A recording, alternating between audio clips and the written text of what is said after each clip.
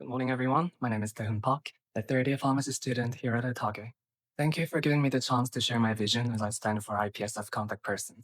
This talk is not only about pharmacists past and future, it's about why having me as CP will open real opportunities for all of us at Otago.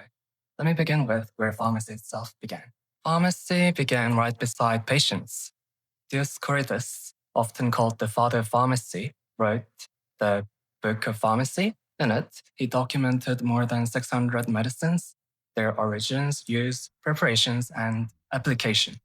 By organizing therapy into empirical and scientific knowledge, he left us the very foundation of Western pharmacology, and it became the basement of the pharmacopoeia of all the countries.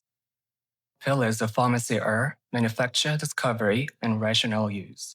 Dioscorides announced use, rational therapeutics, into a discipline. He left behind an oath, and in Greek and Turkey, students recite the Dioscorides oath. Serves the health of humanity. Here in New Zealand, our white coat ceremony invoked the code of ethics.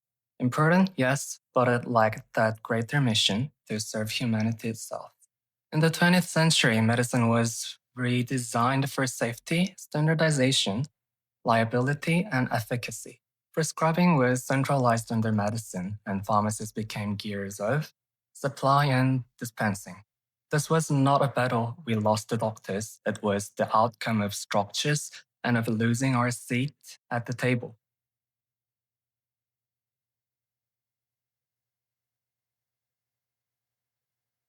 But the cost was losing our collective voice, our authority to decide. The frame of doctors treat, pharmacists dispense hardened. Our knowledge deepened, but the potential to design and review therapy remained tied down by structure, because we, as a pharmacist community, couldn't communicate. So this was not unique to us. Globally, physicians subdivided into specialties to preserve prescribing, while pharmacists followed with specialist or prescribing roles, yet often these were consumed as support, relieving physicians' overload, but full potential of pharmacists to prescribe to lead therapeutic planning remains structurally constrained. But there is preparation underway. In our schools, pharmacists are trained through care plans to design and manage therapy from start to finish, preserving the educational foundation for a future restoration of our full professional role. In Korea, that began only about 10 years ago, showing why international exchange and shared growth among pharmacy schools is crucial for advancing pharmacists' role worldwide. So in Korea, even generic prescribing is not legal. Pharmacists there have lost the vital role of second-checking prescriptions, reduced largely to dispensing and basic counseling. New Zealand, in contrast, has been progressive. Pharmacist prescribing, public health campaigns, expanded scope. But here too lies the paradox. Pharmac's tight budget and its aggressive negotiations mean new medicines arrive 10, even 20 years late. The intention of affordable access so often results in delayed treatment opportunities. So pharmacy is not bound to one organ or one specialty. It is life itself, but our undergraduate years cannot capture its full depth. Perspective is widened only through exchange and experience.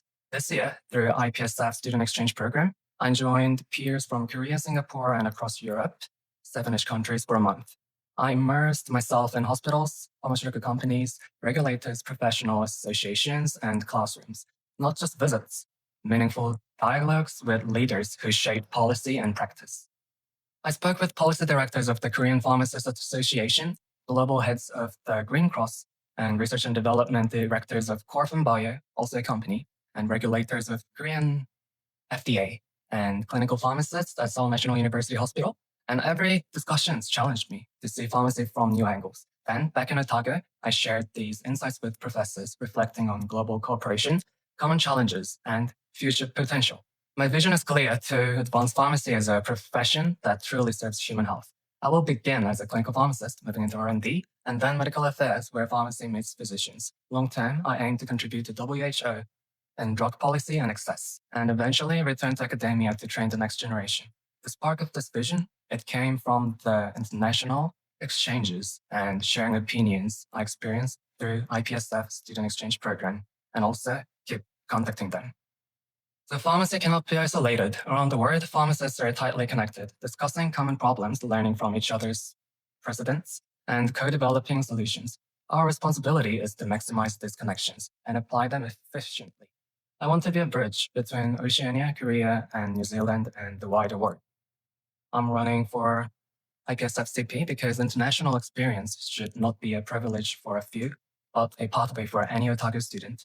As a CP, I will represent NZAPS-O in IPSF, coordinate patient counseling and public health campaigns, and working alongside the student exchange officer, promote and prepare students for the exchange programs without overstepping its operations.